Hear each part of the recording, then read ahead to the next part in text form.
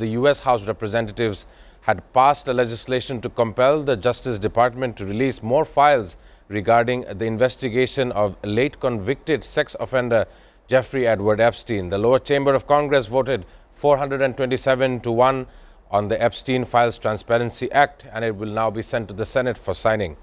Of course, this comes in that Donald Trump had initially halted this investigation, but now is in an attempt to show transparency towards the Republican Party. My first question to Norman Floyd Barnes, how do you see this issue now that almost everyone wants to know and is curious about what is there more to understand about this case? Mr. Norman Floyd Barnes, your take, please. Good morning from a rainy morning here in Washington, D.C. Yes, the House has voted to release the files from the Jeffrey Epstein's tapes. Is expected to move swiftly through the Senate and to the desk of President Trump, where he is expected to sign it. And the documents are slated, actually, they are required to be released within 30 days. However, there's conversations. Mike Johnson is stating that unless the documents are redacted, sanitized, national security will be in jeopardy. I can let you know from looking at the internet and a lot of the conversations that a lot of names are on that list, including the Clintons and of several other prominent officials in the United States and former cabinet members. So the conversation now is basically what was going on, who was on the list, and why were they on the list, and why was this information concealed for so long? This started back with the Democrats, now it's going to the Republicans. So right now, there's a lot of question about the government involvement in this Jeffrey Epstein saga. We are talking about how the U.S. and the Saudi Arabia can discuss further inking deals. One of these include almost an investment of $600 billion, which is now going to increase the threshold to $1 trillion of investment inside the United States, and courtesy of the Saudi Arabia government. And I understand there is nuclear cooperation and a deal inking with F-35 fighter jets for Saudi Arabia. My question to Norman Floyd Barnes, how do you think that this will create a new generation of followers that will think that U.S. and Saudi Arabia are coming towards a major non-NATO ally situation? Mr. Norman Floyd Barnes. Yes, we have just noticed that everybody has a number, and apparently the number for the U.S. is 1 trillion.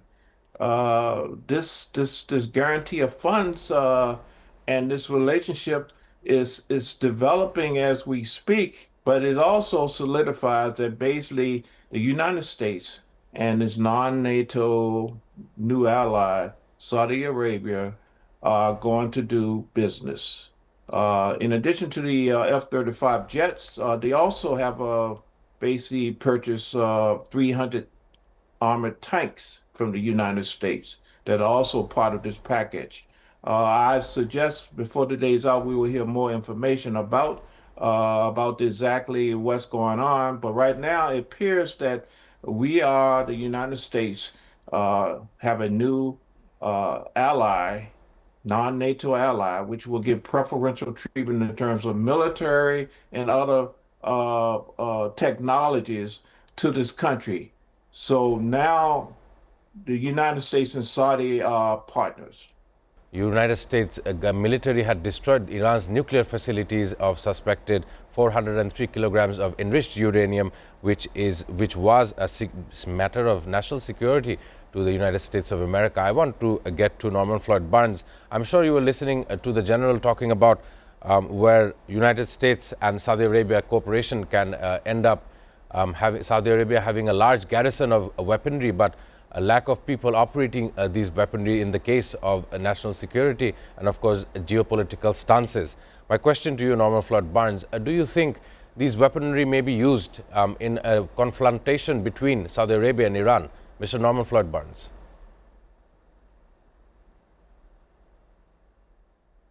Yes, my assessment to this is that these weapons are mostly symbolic. Uh, the issue of the personnel will be provided by the United States. I predict that we will have a garrison of military support there.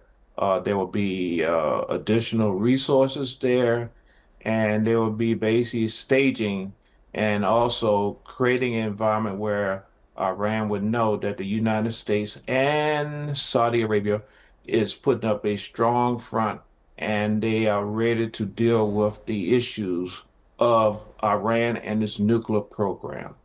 Donald Trump had visited Japan as a part of the Asia Pacific Economic Corridor situation last month. And not only so, he had visited an aircraft carrier in Japan that hosted American troops alongside Sanai Takaichi, who's the first lady prime minister for Japan. I want to ask you the question. You see, now there is a rift between Japan and China. And what do you think that the U.S. stance between this is?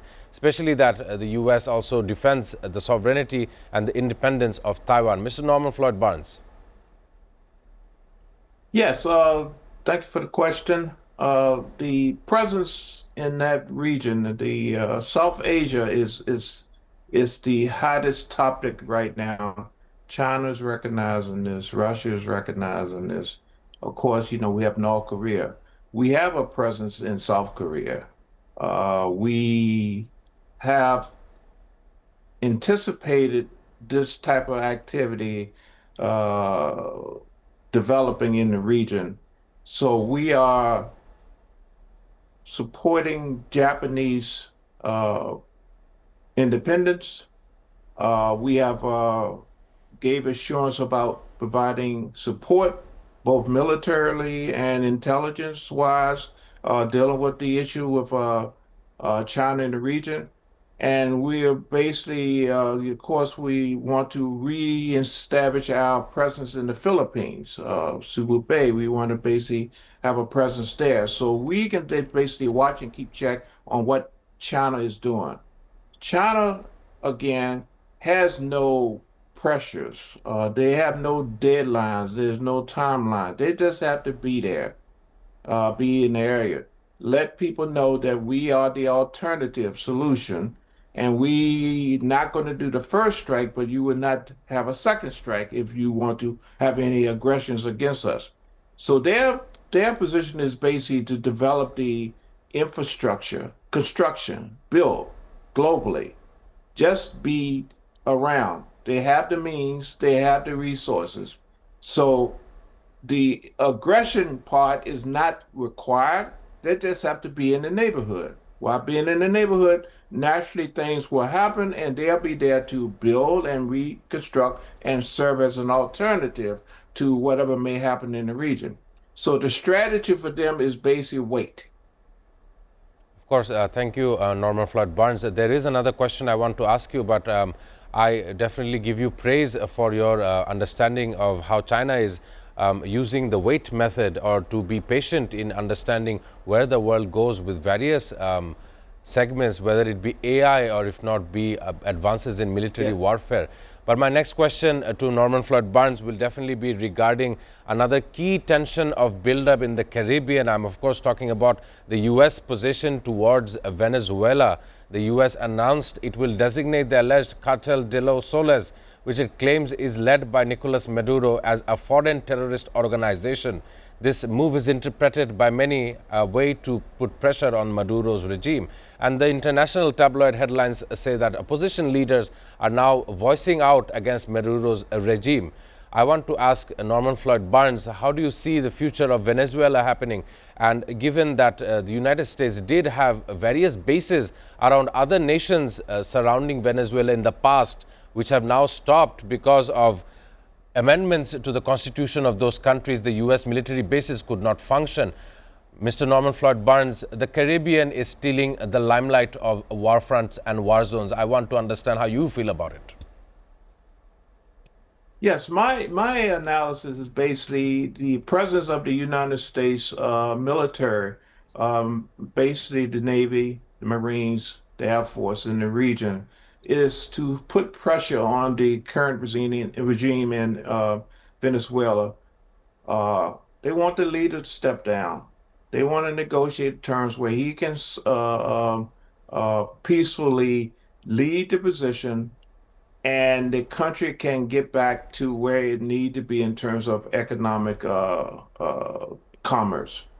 We know Venezuela is a oil rich country. Uh, China, Russia, they all have agreements with the country dealing with that. Strategically, the United States is aware of that, and they want to have a presence in the area because of just the fact that the conflicting countries of China and Russia wants to be close to the United States and also have a somewhat of a control or some influence or impact on the import and export of oil, which we all need on this earth. So that is one of the issues. Basically, they're strategically trying to find a location where the United States can basically have a hub and control the trade and commerce of this commodity called oil. Bangladesh-India ties as of recent, given the verdict of Sheikh Hasina for the death sentence.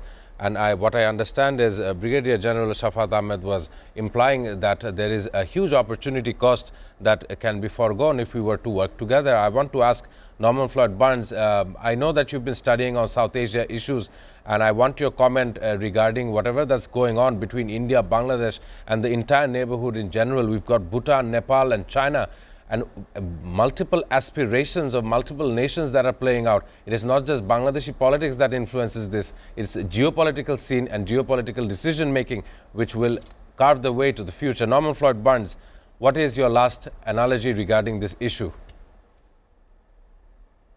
Thank you for that question, closing question. As I mentioned before, the South Asia region is something that is developing, is expanding. All of these superpowers are focusing on how do we get our foot in the door. As I mentioned earlier, the Chinese. The Chinese wants to be in the area. They just want to be the alternative solution. They're waiting. They're just waiting to see exactly for opportunities. Bangladesh, India, that relationship need to mend and develop. It is beneficial for the entire region is that India find a way to deal with Pakistan, definitely find a way to have an understanding with Bangladesh, Myanmar, and a lot of other countries in the region. The entire region is dependent on this type of relationship. China needs to basically just be there, be an option, be available for them. So it's implied that these things are going to be worked out, and hopefully, with the election, you'll have an election coming up next year. There will be a favorable opportunity to basically create a bridge between India and the region, and Bangladesh will benefit from that because of their strategic location, because of what they do. They do a lot of trade. We do a lot of manufacturing there.